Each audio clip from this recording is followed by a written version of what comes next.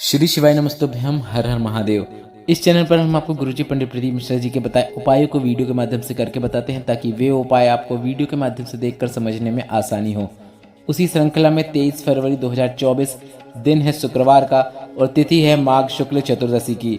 और जैसा कि आप सभी को पता है, शुक्रवार का दिन माता महालक्ष्मी को समर्पित होता है।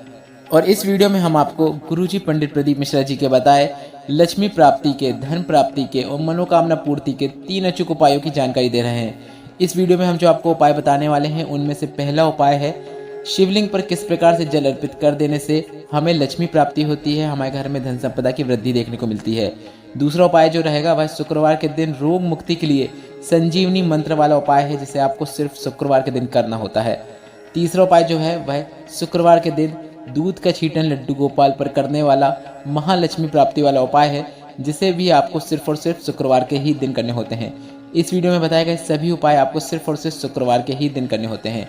और इस वीडियो में हम आपको 3 उपाय जो कि गुरुजी पंडित प्रदीप मिश्रा जी ने बताए हैं, उन 3 उपायों की जानकारी दे रहे हैं। आप चाहो तो इन 3 में से कोई एक उपाय करके इस शुक्रवार का अधिक से अधिक लाभ प्राप्त कर सकते हैं, या फिर आप अपनी आवश्यकता के अनुसार एक से अधिक उपाय भी कर सकते हैं।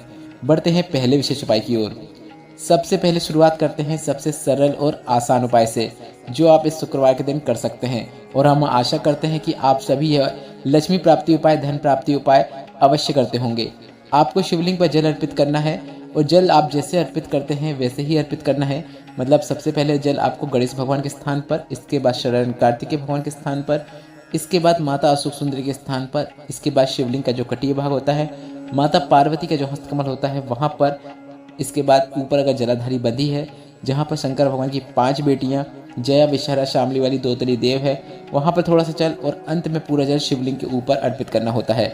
अगर आप इस प्रकार से जल अर्पित करते हैं तो आप ऐसे भी जल अर्पित कर सकते हैं, या फिर आप सिर्फ शिवलिंग के ऊपर ही जल अर्पित करते हैं और वहाँ से बहता हुआ जल सबके पास पहुँच जाता है, तो आप दोनों में से कोई भी प्रकार जो आप अर्पित करते आए हैं उस प्रकार से जल अर्पित कर सकते हैं।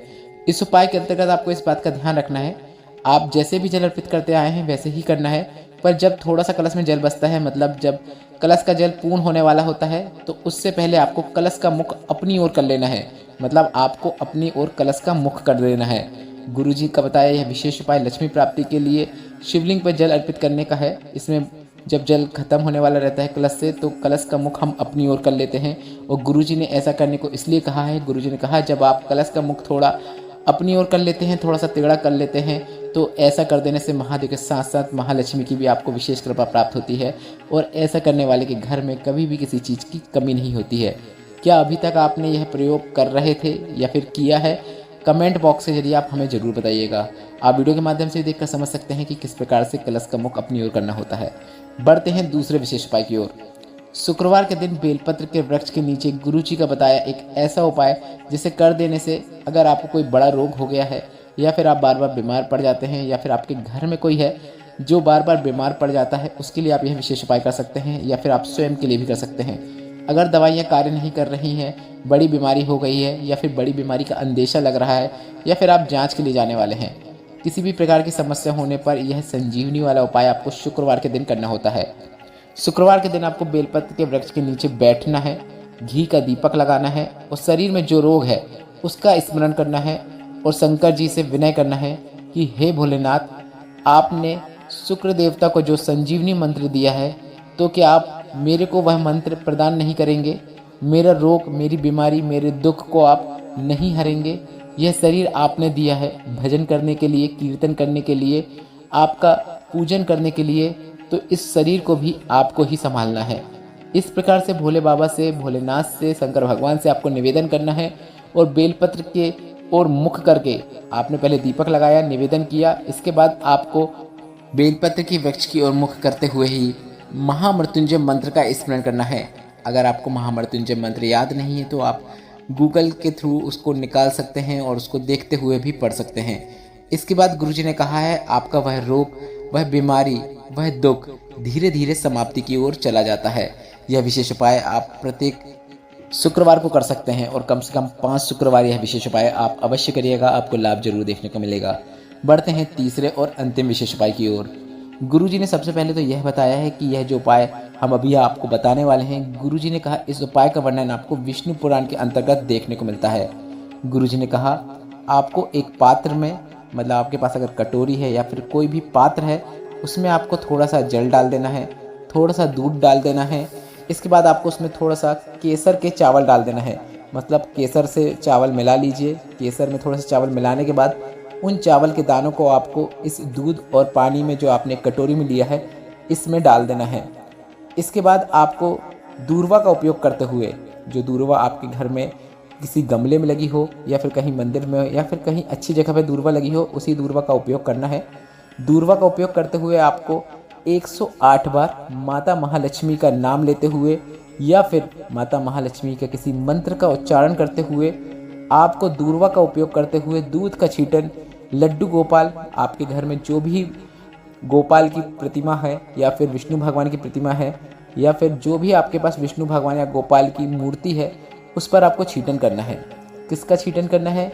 उस दूध, उस जल का जो आपने मिलाया है, दूध, जल और केसर वाले चावल जिसे आपने एक कटोरी में सबको मिला के रखा है, उसका छींटन आपको 108 बार माता महालक्ष्मी का नाम लेते हुए, माता महालक्ष्मी का मंत्र जाप करते हुए, अगर आपको मंत्र याद है तो मंत्र ले बोल सकते हैं, मंत्र याद नहीं है तो माता महालक्ष्मी का नाम लेते हुए भी आप 108 बार अर्पित कर सकते हैं। छींटन आपको 108 बार करना है और माता महालक्ष्मी का नाम भी आपको 108 बार करना है। पूरा प्रयोग करने के बाद आपको जो आपके पास सामग्री है उसे आप अपने घर के ही गमले पर डाल सकते हैं जो बच गई है कटोरी में। यह उपाय आपको कब करना है यह भी गुरुजी ने विशेष समय बताया है। यह उपाय गुरुजी ने कहा है कि आपको शुक्रवार के दिन शाम के समय करना है। और गुरुजी ने कहा, मात्र इतना कर देने से यह उपाय जो करता है उसके घर में धन संपदा की कभी कोई कमी नहीं रहती है।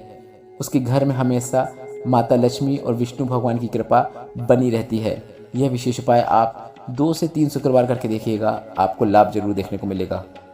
और शुक्रवार के दिन अगर आप शाम के समय, मतलब प्रदोष काल में, सूर्यास्त के 45 मिनट पहले से 45 मिनट बाद तक का समय प्रदोष काल कहलाता है।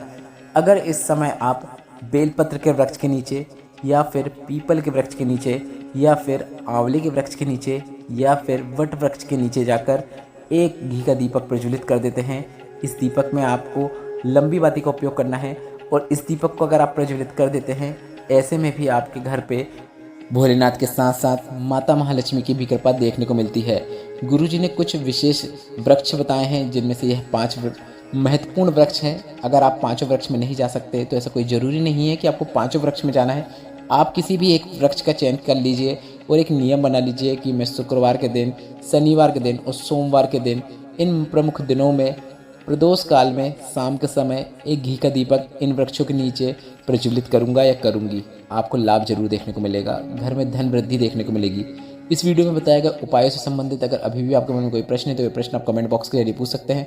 मेरे द्वारा दी गई जानकारी अगर आपको थोड़ी सी भी उपयोगी लगी हो तो इस वीडियो को लाइक करके कमेंट बॉक्स में हर हर महादेव जरूर टाइप कीजिएगा।